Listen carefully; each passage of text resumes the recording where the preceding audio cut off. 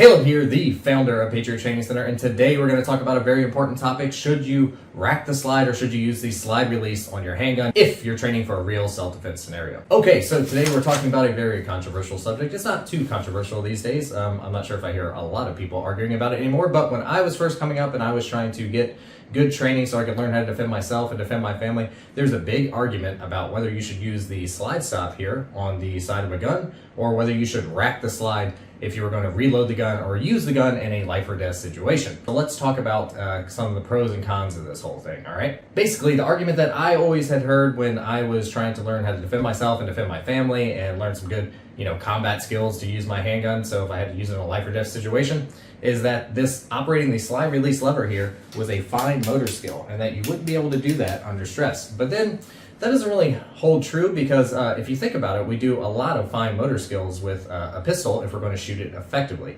Primarily, one of the most important fine motor skills that we do is with this little guy right here, the trigger finger. We have to operate this trigger without disturbing the sights in order to make an accurate shot. So that's a fine motor skill. So that's something that you can actually train, and we know that people have defended themselves and they've done it successfully, making good trigger presses under stress. So that fine motor skill argument really doesn't hold up in the real world. The other thing that you may hear is that this is more reliable to go ahead and rack the slide when you need to chamber around or when you need to reload the pistol because it always works and it's easier to do. And that may or may not also be true. I've seen people grab the slide and their hand comes off, or they miss it somehow, or they put their hand over the ejection port and they cause a malfunction. So it's not always more reliable too. There is probably one more thing that is kind of a good point that I think is very valid, and that is that there is a recoil spring in here, and that by racking the slide and pulling it fully all the way to the back, you get a little more oomph. So if there's any junk like mud or debris or something in there, when you release that slide, that gives you a little more force to chamber around, and that's probably a little bit true right there. So what do I think? What do we teach at Patriot Training Center? Well, when we're first teaching students how to use a pistol for self-defense, and if this is completely new to them, keeping it as simple as possible is very important, okay? So there's only a few things that we have to do with a pistol. We have to load it to be able to use it, and then if we have a malfunction, we have to clear the malfunction, and then we have to be able to reload it if it ever runs out of ammo, okay? So the good thing about racking the slide is that that works for basically all of those same movement patterns, okay? So I have a dry fire kind of training mag right here. So if we need to load a pistol, we just put the magazine in, we rack the slide, and then we're good to go. We can use the gun.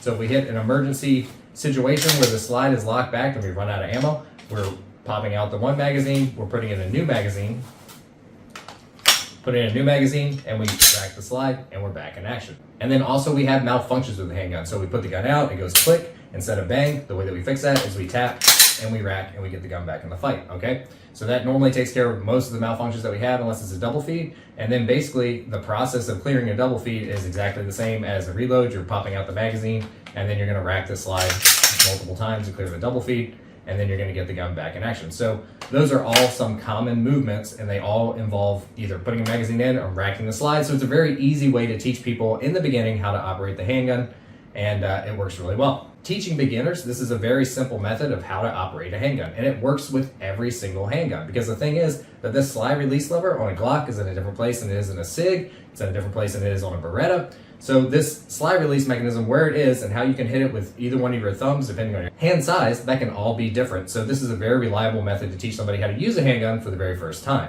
After that point though, so once you're past the beginner point and you start training with your handgun like you should, and you're practicing the things that you would learn in a 2-day course or a 4-day course, like you would come take live training with us, and you go home and you practice it, then you should become more familiar and more efficient with the gun that you're actually using. So if you're training with the same gun all the time, then you're gonna know exactly where that slide release lever is. And the fact of the matter is that it's just faster to be able to reload the handgun, to do all the manipulations to the handgun that require moving the slide forward using the slide release. So that's basically my thoughts on it. I'm not dogmatic about any of this. I think that racking the slide works perfectly well, but understand it's going to be a little bit slower and a little bit less efficient than if you're using the slide release on the handgun.